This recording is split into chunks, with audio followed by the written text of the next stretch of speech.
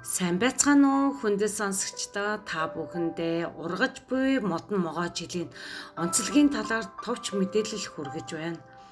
Зурхаад модны элементийг амьдралын эхлэл, соёл нь ургах, өөдлөх, өсгийн бэлэгдэл болгон авч үздэг. Энэ утгаараа ч модон могоо жил биднийг тодорхой зорилго тавьж түүндээ хүрэхийн төлөө шийдэмгий байхыг хүсэж байна. Мөн модны элемент нь бидний элэг цөс болон цөсний хүүдий зэрэгтэй холбоотой байдаг.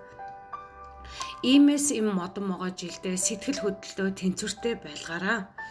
Мөн хоол боловсруулах эрхтнүүддээ сайн анхаараарай. Мөн байгальтайгаа гүн гүнзгий холбогдож модны энергийг ашиглаарай.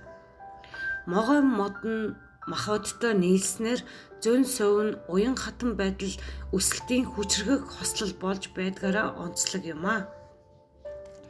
Модон могоо жил биднийг дотоод сэтгэлийн гүн рүү хөтлөж бидний өсөлтийг хязгаарлаж байгаа санаа бодол зан үйлийн хэв маягийг өөрчлөж шинчлэхийг хүсэж байдаг.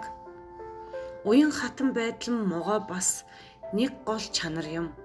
Энэ амьд нь янз бүрийн орчинд дасан зохицож чаддаг шиг бидэнд ч бас өөрчлөлттэй хамт урсаж, хувирч өөрчлөгдөх боломжийг олгож байдаг.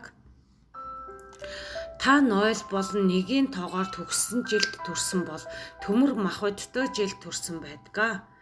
2 болон 3-ийн тоогоор төгссөн жилд төрсөн бол усан махбодтой байна. 4 болон 5-ийн тоогоор төгссөн жилд төрсөн бол модон махбодтой байна. 6 болон 7-оор төгссөн жилд төрсөн бол та гал махбодтой байна. 8 болон 9-ийн тоогоор төгссөн жилд төрсөн бол та шорон махбодтой төрсөн байдаг. Энэ жилийн хувьд төмөр махбодтой төрсэн хүмүүсийн хувьд